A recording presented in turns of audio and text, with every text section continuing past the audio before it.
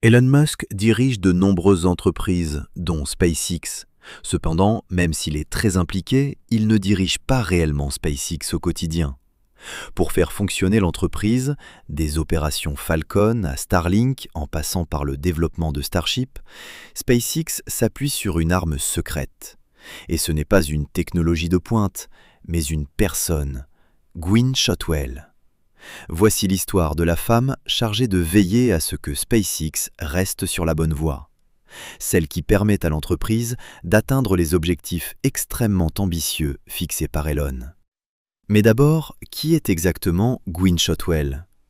Née en 1963 dans l'Illinois, Gwynne Shotwell a grandi dans une famille qui ne mettait pas particulièrement l'accent sur les carrières dans la technologie, et encore moins dans l'aérospatiale. L'ingénierie n'était pas du tout dans ses projets jusqu'au lycée, lorsque sa mère l'a emmenée à une conférence à l'Illinois Institute of Technology organisée par la Society of Women Engineers.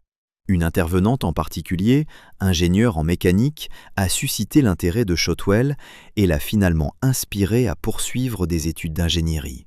Avant de devenir largement connue comme présidente et directrice des opérations COO de SpaceX, Shotwell a bâti de solides bases dans le domaine aérospatial. Elle a passé plus d'une décennie chez The Aerospace Corporation, où elle a travaillé en ingénierie et technologie des systèmes spatiaux ainsi qu'en gestion de projet. Elle y a notamment occupé le poste d'ingénieur en chef pour un programme de satellites de classe MLV, dirigé une étude majeure pour la Federal Aviation Administration sur le transport spatial commercial, et mené une analyse approfondie de la politique spatiale pour les futurs investissements de la NASA dans le domaine des vols spatiaux. Après son passage chez Aerospace Corp, Shotwell a été recrutée pour diriger la division des systèmes spatiaux chez Microcosm Inc. Elle y a siégé au comité exécutif et dirigé le développement commercial de l'entreprise, renforçant encore sa réputation de leader dans l'industrie. Au début des années 2000, Shotwell était déjà une figure importante du secteur aérospatial, tandis que SpaceX n'était encore qu'une jeune start-up ambitieuse dirigée par la forte personnalité d'Elon Musk. L'entreprise, à peine sortie de sa phase garage, était remplie de tentes et de pièces de fusée éparpillées, témoignant de ses débuts modestes et chaotiques. Shotwell a été présenté à Musk par Hans Koenigsmann, un ancien collègue de Microcosm qui venait de rejoindre SpaceX.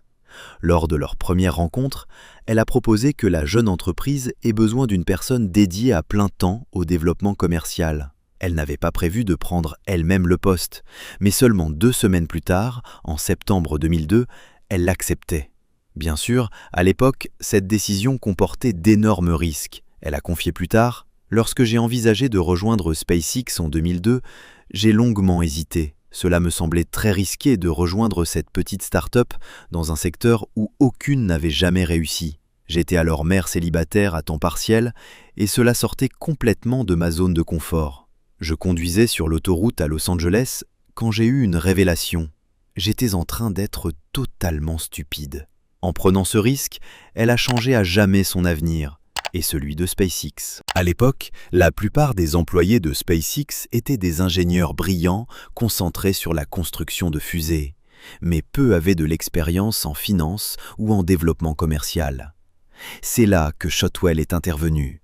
Dès le début, elle a commencé à ouvrir des portes que beaucoup dans l'industrie spatiale commerciale considéraient comme inaccessibles. Ses premières responsabilités comprenaient convaincre des clients de faire confiance à la première fusée de SpaceX, la Falcon 1, et obtenir les autorisations nécessaires pour lancer depuis la base de Vandenberg en Californie. Elle a également travaillé à sécuriser les autorisations pour tester les moteurs de fusée à McGregor, au Texas, une étape cruciale dans les débuts de l'entreprise. En 2008, après des années d'échecs et d'apprentissage, la Falcon 1 a finalement atteint l'orbite. Ce succès a marqué un tournant majeur. Fort de cette réussite, Musk et Shotwell ont rencontré des responsables de la NASA pour défendre leur candidature à un contrat de ravitaillement de la Station spatiale internationale. Lors de cette réunion, Musk a demandé à Shotwell de devenir présidente de l'entreprise. Il a expliqué que la NASA s'inquiétait de ses responsabilités partagées entre SpaceX et Tesla et qu'il avait besoin d'un partenaire de confiance pour l'aider à diriger la société. Après réflexion, Shotwell a accepté. Bien qu'elle ait rejoint l'entreprise dès 2002 en tant que 7e employée, ce nouveau poste officialisait son rôle de leader et préparait le terrain pour son influence décisive sur l'avenir de SpaceX.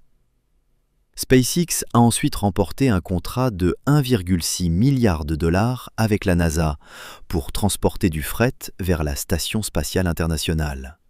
Ce n'était pas un exploit mineur. À l'époque, SpaceX restait une entreprise relativement petite et encore peu éprouvée, et le chemin pour en arriver là avait été extrêmement difficile. En 2008, Tesla et SpaceX étaient toutes deux au bord de la faillite. Tesla peinait à livrer sa première voiture, la Roadster, tandis que SpaceX venait d'enchaîner 3 échecs de lancement consécutifs. Pour sauver ses entreprises, Musk a dû investir près de 40 millions de dollars de sa propre fortune. Shotwell a expliqué que lorsque SpaceX est devenu finaliste du programme COTS, Commercial Orbital Transportation Services, de la NASA, les négociations ont été intenses et complexes. La NASA s'est fortement concentrée sur le modèle économique de l'entreprise. Qui étaient les investisseurs potentiels? Combien Musk était prêt à investir personnellement? Et quelle était la solidité financière globale de la société? Près de la moitié des discussions portaient sur ces aspects.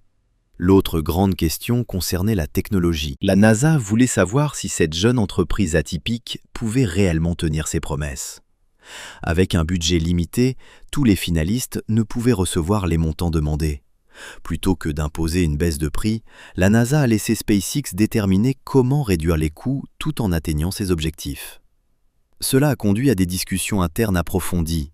L'entreprise a dû décider quelles fonctionnalités pouvaient être réduites ou reportées pour respecter le budget.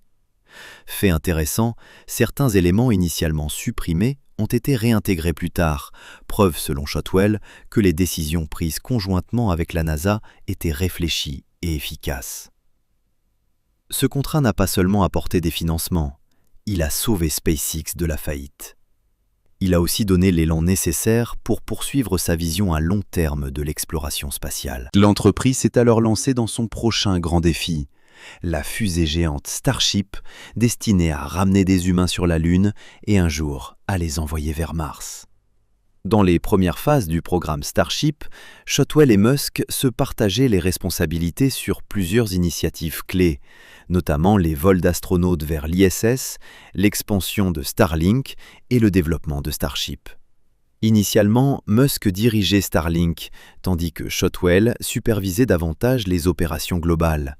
Mais lorsque Musk s'est concentré plus intensément sur Starship, Shotwell a pris une plus grande responsabilité sur Starlink. Bien que Musk reste impliqué au quotidien, son attention principale s'est tournée vers le premier vol orbital réussi de Starship. Le programme Starship représente un nouveau défi. SpaceX sait déjà concevoir et faire voler des fusées. Ce qu'elle n'a pas encore accompli, c'est créer une fusée entièrement réutilisable et facilement industrialisable. Même la Falcon 9, bien que réutilisable, reste coûteuse et complexe à fabriquer. Starship vise à changer cela.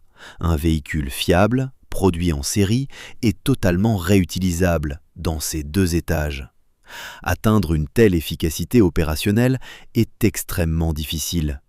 En 2022, alors que Twitter, devenu X, traversait une période de turbulence après son rachat par Musk pour 44 milliards de dollars, Shotwell a assuré une direction stable chez SpaceX. Elle a supervisé une grande partie des opérations, y compris Starship et les installations de lancement de Starbase au Texas. Même si elle ne dirige pas les aspects techniques détaillés de Starship, son rôle de présidente et COO est essentiel. En maintenant l'organisation sur les rails et les autres programmes opérationnels, elle permet à Musk de se concentrer sur sa vision. Une fusée capable non seulement d'atteindre l'orbite, mais aussi de transporter des humains vers la Lune, Mars et au-delà. Gwynne Shotwell possède un talent rare. Elle excelle à transformer les capacités technologiques résiduelles de SpaceX, celles encore sous-exploitées, en activités commerciales puissantes et rentables. Tandis qu'Elon Musk trace la route vers Mars, c'est souvent Gwynne qui trouve comment financer le voyage, en bâtissant des entreprises concrètes autour des technologies déjà existantes de SpaceX.